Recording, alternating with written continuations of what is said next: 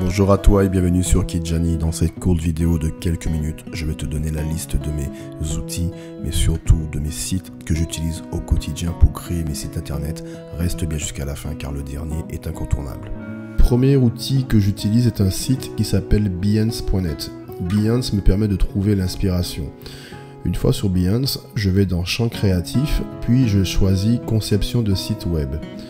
Dans explorer le monde de la création en action, là par exemple je vais taper, supposons que je veuille faire un site de coach sportif, je vais taper coach sportif et j'ai plusieurs résultats qui me permettront en fait de trouver l'inspiration, à savoir que ce soit au niveau de l'agencement, l'ergonomie, la police, le design, etc. C'est vraiment utile et parfois on peut même combiner plusieurs parties de site pour en faire un site unique.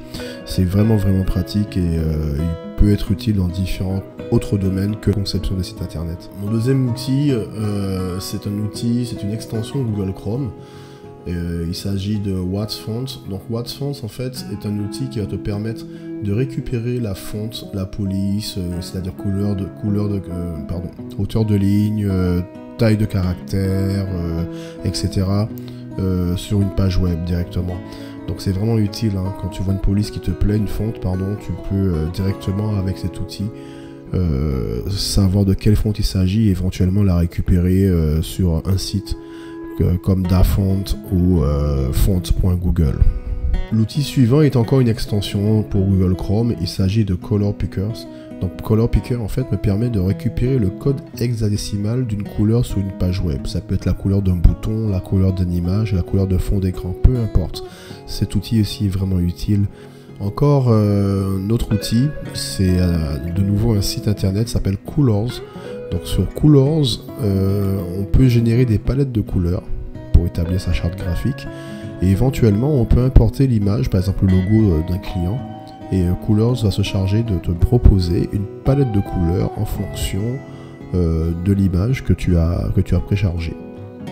Donc outil suivant qui est la grosse thématique de mon site, bien sûr, il s'agit de Divi, du site Elegant Theme. Donc pourquoi j'ai choisi Divi en tant que développeur pendant plusieurs années où je passais des mois et certaines nuits blanches à coder pour créer des sites vitrines, c'était pas vraiment rentable hein, en matière de temps, argent.